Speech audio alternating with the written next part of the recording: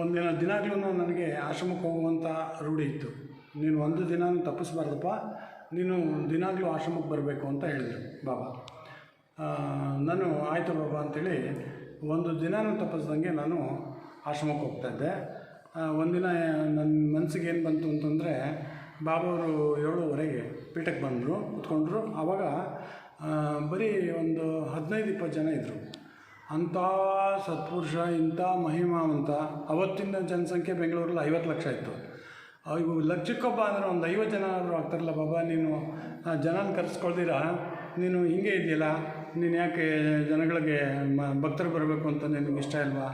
ನೀನು ಯಾಕೆ ಹಿಂಗೆ ಜನರನ್ನ ಕರೆಸ್ಕೊಂಡು ಆಶೀರ್ವಾದ ಮಾಡಿ ಎಷ್ಟೊತ್ತು ಬೇಕು ನಿನಗೆ? ನೀನು ಯಾಕೆ ಭಕ್ತರನ್ನ ಕರೆಸ್ಕೋತಾ ಇಲ್ಲ ಬಾಬಾ ಅಂತ ನಾನು ಮನಸ್ಸಲ್ಲಿ ಅಂದ್ಕೊಂಡೆ.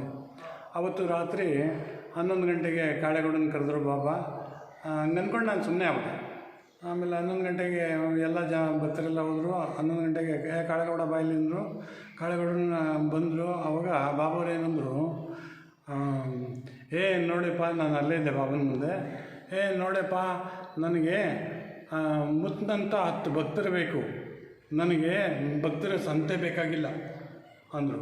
ನಾನು ಅಂದ್ಕೊಂಡಿದ್ದೆ, ನಾನು ಬಾಬನ ಮುಂದೆ ಕುಂತ್ಕೊಂಡು, ಏನು ಬಾಬಾ ನೀನು ಇಷ್ಟು ಜನನೂ ಕರ್ಕೊಳ್ದಂಗೆ ಹಿಂಗೆ ಕುಂತಿದ್ದೆಲ್ಲ, ನೀನೇ ಪರಮಾತ್ಮ, ಆದರೂ ಜನ ಬೇಡ ಅಂತ ಕುಂತಿದ್ದಿಲ್ಲ, ಜನಕ್ಕೆಲ್ಲ ಒಳ್ಳೆಯದಾಗಲಿ ಅನ್ನುವಂಥ ಮನೋಭಾವನೆಯಿಂದ ಈ ಮಾತಂತ ಇದ್ದೀನಪ್ಪ, ನೀನು ಬೇಜಾರು ಮಾಡ್ಕೊಬೇಡ ಬಾಬಾ ಅಂತಂದೆ.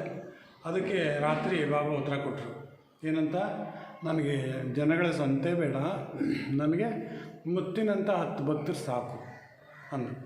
ಅದನ್ನು ನಾನು ಈಗಲೂ ಅವಾಗವಾಗ ನೆನೆಸ್ಕೊತಾನೆ ಇರ್ತೀನಿ, ಅದನ್ನು ಮನವರಿಕೆ ಮಾಡ್ಕೊತಾನೆ ಇರ್ತೀನಿ. ಅಂದರೆ ಬಾಬನಿಗೆ ಭಕ್ತಿ ಬೇಕು, ಮುತ್ತಿನಂಥ ಭಕ್ತಿ ಮಾಡುವಂಥ, ಮುತ್ತಿನಂಥ ಶುದ್ಧವಾದ ಭಕ್ತಿ ಮಾಡುವಂಥ ಭಕ್ತರು ಬೇಕು. ಬಂದು ಸುಮ್ಮನೆ ಕಲುಷಿತವಾದ ಮನಸ್ಸಿಟ್ಕೊಂಡು ಆಶ್ರಮಕ್ಕೆ ಬರ್ತಾಯಿದ್ದೀನಿ ಹೋಗ್ತಾಯಿದ್ದೀನಿ ಅಂತ ಟೈಮ್ ಪಾಸ್ ಮಾಡುವಂಥ ಜನ ಬೇಕಾಗಿಲ್ಲ ಅನ್ನೋಂಥ ಅರ್ಥದಲ್ಲಿ ಬಾಬಾ ನೋಡಿದ್ರು.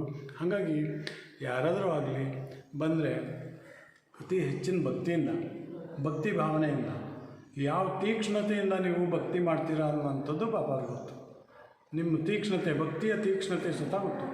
ಹಾಗಾಗಿ ಒಳ್ಳೆ ರೀತಿಯಲ್ಲಿ ಭಕ್ತಿ ಮಾಡಿ, ಒಳ್ಳೆ ಮನಸ್ಸಿನಿಂದ ಭಕ್ತಿ ಮಾಡಿರಿ, ನಿಮ್ಗೇನು ಬೇಕಾದರೂ ದೊರಕಿಸ್ಕೋಬೋದು, ಏನು ಬೇಕಾದರೂ ದೊರಕಿಸ್ಕೋಬೋದು.